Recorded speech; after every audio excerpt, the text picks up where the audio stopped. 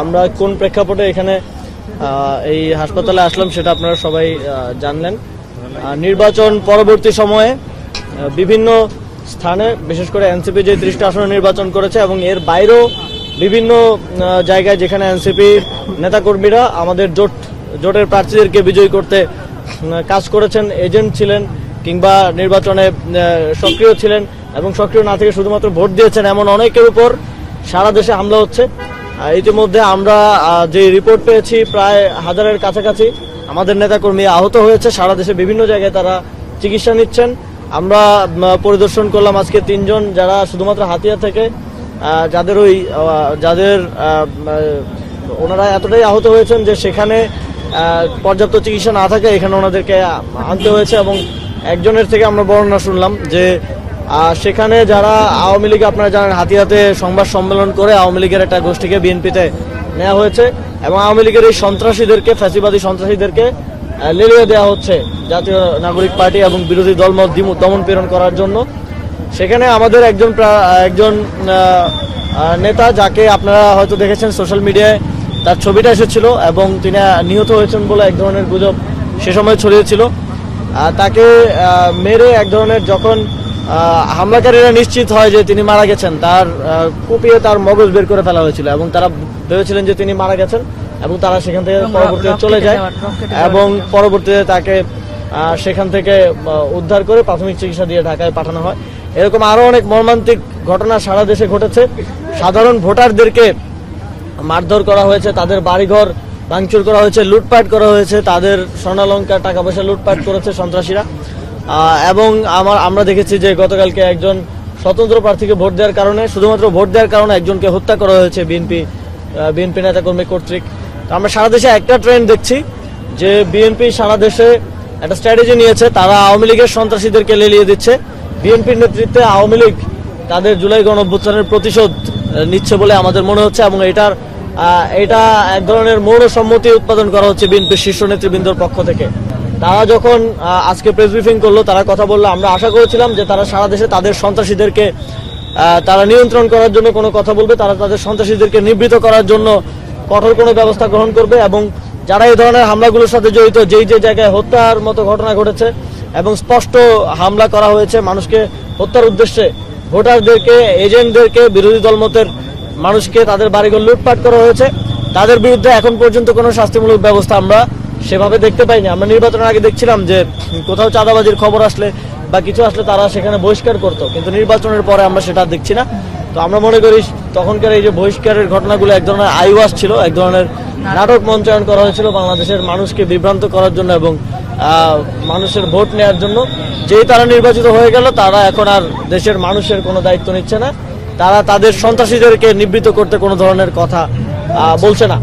আমরা সারা দেশে 11 দলীয় জোটের যারা নেতাকর্মী আহত হয়েছেন, নাগরিক পার্টির যারা নেতাকর্মী আহত হয়েছেন, তাদের জন্য দেশবাসীর কাছে দোয়া চাইছি। অনেকেই খুবই আশঙ্কাজনক অবস্থায় আছেন এবং আমরা যারা নির্বাচিত হয়েছেন তাদেরকে আহ্বান জানাবো যে আপনারা এই যে যাদেরকে আপনাদের নেতাকর্মীরা আহত করলো, তারাও এই দেশের নাগরিক এবং বাংলাদেশে তো ভোটের শেয়ার কম হলেও কিংবা একটু স্লাইটলি বেশি হলেও বাংলাদেশের বর্তমান সিস্টেম অনুযায়ী আপনারা হয়তো সরকার গঠন করবেন, তবে যেই 40% জনগণ, যেই 46% জনগণ আপনাদেরকে ভোট দেন নাই, তাদেরকে বাদ রেখে বা তাদেরকে দমন পীড়ন করে আপনারা এই দেশ পরিচালনা করতে পারবেন না এবং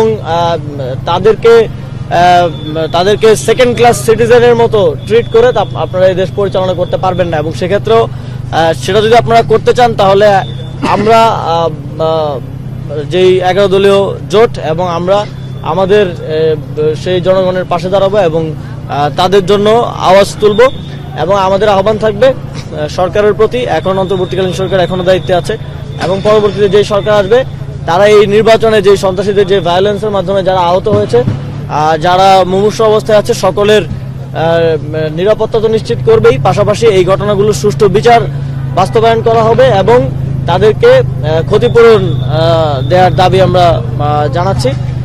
এবং আমরা এই বিষয়ে বিএনপির পক্ষ থেকে, যেহেতু তারা সরকার গঠন করতে যাচ্ছে, তাদের পক্ষ থেকে সুস্পষ্ট বক্তব্য চাই যে তারা এই যে তাদের দলের নেতাকর্মীরা, সন্ত্রাসীরা যেই কার্যক্রম করলো সারা দেশে, এক ধরনের তাণ্ডব করলো সারা দেশে, তারা তাদের বিরুদ্ধে কি ধরনের ব্যবস্থা গ্রহণ করবে সেটা আমরা দেখতে চাই। আপনাদের কোনো প্রশ্ন থাকলে। গতকালকে বিএনপির স্থানীয় নেতাকর্মীরা পঞ্চগড়ে আওয়ামী লীগের যে কার্যালয়, বিএনপি যখন দেখলো এদেশের জনগণ তাদেরকে ম্যান্ডেট দিবে না, এদেশের জনগণ তাদেরকে সমর্থন দিচ্ছে না নির্বাচনের পূর্বে, তখন তারা আওয়ামী লীগের সাথে এক ধরনের বোঝাপড়া এবং আতাতে গিয়েছে। এবং আমরা সেটা দেখেছি। তারেক রহমান তিনি একটা আন্তর্জাতিক মিডিয়ায় বলেছেন যে শেখ হাসিনার সন্তানরা রাজনীতিতে চাইলে ফিরতে পারেন।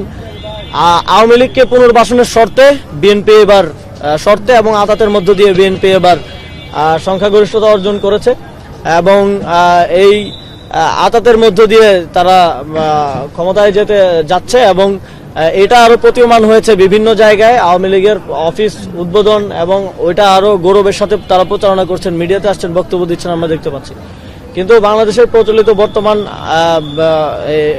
বর্তমানে আপনারা জানেন আওয়ামী লীগের কার্যক্রম নিষিদ্ধ আছে। সুতরাং যে কেউ যে আওয়ামী লীগের কার্যক্রম আবার শুরু করার দায়িত্ব নিয়েছেন কিংবা অফিস খুলে দিচ্ছেন, অফিস উদ্বোধন করে দিচ্ছেন। আমরা পটুয়াখালীতে দেখলাম, খুবই দুঃখের সাথে বলতে হয়, আমাদের এক সময় আমাদের সহযোগিতা ছিলেন নুরুল হক নূর, তার আসনে তিনি আওয়ামী লীগের দায়িত্ব নিয়েছেন, সেখানেও অফিসে আওয়ামী লীগ আবার যাচ্ছে। এটা একেবারেই আইন বিরুদ্ধ একটা কাজ তারা করছেন। বাংলাদেশের আইন অনুযায়ী আওয়ামী লীগের কার্যক্রম নিষিদ্ধ আছে।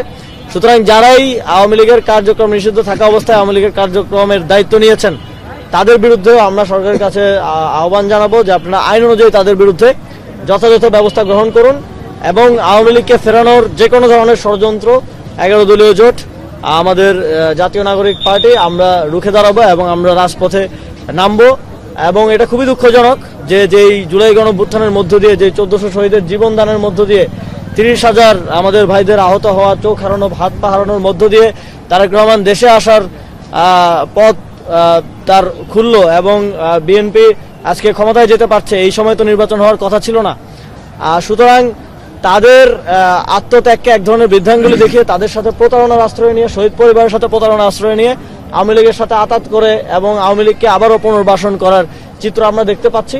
আমরা এই বিষয়ে অফিসিয়ালি জানতে চাই বিএনপির কাছ থেকে যে আপনারা আওয়ামী লীগের বিষয়ে আপনাদের অফিসিয়াল অবস্থান পুনরায় স্পষ্ট করুন এবং সেটা যদি আপনারা জনবিরোধী কোনো অবস্থানে নেন তাহলে বাংলাদেশের জনগণকে নিয়ে আমরা সে বিষয়ে জবাব দিব। নতুন সরকার গঠনের সেখানে নরেন্দ্র মোদীকে আমন্ত্রণ জানানো নিয়ে একটা মিশ্র প্রতিক্রিয়া দেখা যাচ্ছে সামাজিক মাধ্যমে। আপনি তো দীর্ঘদিন ধরে আধিপত্যবাদ বিরোধী বা ভারত বিরোধী বিভিন্ন রাজনৈতিক কর্মে যুক্ত ছিলেন, এনসিপির জায়গা থেকে কি বলবেন? নরেন্দ্র মোদীকে দাওয়াত দিলে সেক্ষেত্রে ভালো কোনো দৃষ্টান্ত হবে কিনা? আপনারা জানেন 2021 সালেও বাংলাদেশে নরেন্দ্র মোদীর আগমনকে কেন্দ্র করে আন্দোলন হয়েছিল। সেখানে আমাদের 21 জনের মতো সহযোদ্ধা তারা শহীদ হয়েছেন এবং আমরা মনে করি যে বিগত 17 বছর, বিগত 20 বছরের বাংলাদেশের যেই দুরবস্থা, এই দুরবস্থার জন্য সমানভাবে এই ভারতীয় আধিপত্যবাদী সরকারও এর সাথে জড়িত এবং বাংলাদেশের গণতান্ত্রিক রূপান্তরের ক্ষেত্রে তাদের অংশগ্রহণ আমরা প্রত্যাশা করি না। এবং আমরা মনে করি যে যারা বাংলাদেশের সাথে, বাংলাদেশের গণতান্ত্রিক লড়াইয়ের সাথে বিগত সময়ে ছিল, যে দেশগুলো ছিল, তাদের সাথে তাদেরকে প্রায়োরিটি দিয়েই আমাদের পররাষ্ট্রনীতি সামনের দিনে নির্ধারিত হওয়া উচিত।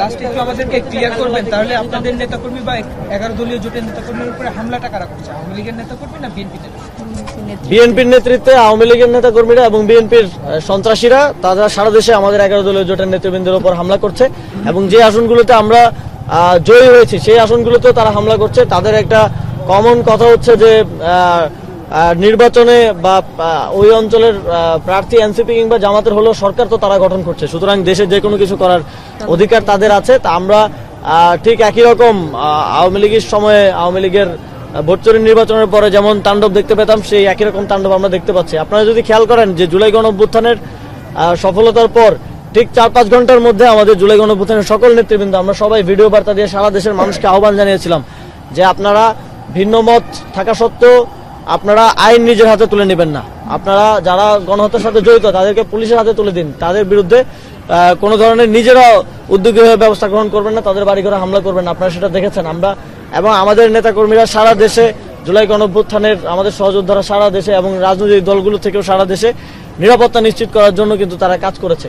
অথচ আমরা এখানে বিএনপিকে দেখলাম যে এক ধরনের চুপচাপ বসে থেকে তারা এটা এনজয় করছে, বিএনপির শীর্ষ নেতৃত্ব এনজয় করছে যে সারা দেশে ভিন্ন মতের উপর যে দমন পীড়ন চলছে। সুতরাং এটা চলতে থাকলে এটার পরিণতি কি হয় আমরা বিগত সময়ে দেখেছি, আমরা 2024 সালে দেখেছি। সুতরাং আমাদের তাদের প্রতি আহ্বান থাকবে এবং তাদের প্রতি আমাদের থাকবে যে আপনারা আপনাদের এই সন্ত্রাসীদেরকে থামান এবং তাদের বিরুদ্ধে যথাযথ ব্যবস্থা গ্রহণ করুন। ঢাকা 8 আসনের ফলাফল নিয়ে যে পুনরায় ভোট গণনা হবে এরকম একটা কথা পরে জানানো হলো যে সুযোগ নেই, ওটার কোনো আপডেট আছে কিনা আপনারা সর্বশেষ? আমাদের পক্ষ থেকে রিভিউ আবেদন করা হয়েছে পুনর্গণনার জন্য এবং এই বিষয়ে আমাদের দাবি থাকবে নির্বাচন কমিশন সেখানে আমরা স্পষ্ট দেখতে পেয়েছি কি কি ধরনের অনিয়ম হয়েছে এবং আমরা আপনাদেরকেও দেখিয়েছি, তাদের ভয়েস রেকর্ড কল রেকর্ড আমরা আপনাদেরকে দেখিয়েছি এবং আপনার সবাই পুরো জাতি দেখেছে কিভাবে ভোট কেন্দ্রে তার নিকটাত্মীয় ঢুকে তার স্ত্রী ঢুকে ভোট গণনা প্রভাবিত করেছেন। সুতরাং আমরা এই 8 আসন 13 আসন সহ আরো কয়েকটি আসনে ইতিমধ্যে রিভিউ করার জন্য পুনর্গণনা করার আবেদন জানিয়েছে। আমরা আশা করব যে নির্বাচন কমিশন এই বিষয়গুলোকে পুনর্গণনার মাধ্যমে সঠিকভাবে সম্পাদন করবেন, সুষ্ঠুভাবে এটার একটা স্পষ্টতা জনগণের কাছে দেওয়ার দরকার আছে। ধন্যবাদ আপনাদের সবাইকে। আসসালামু আলাইকুম।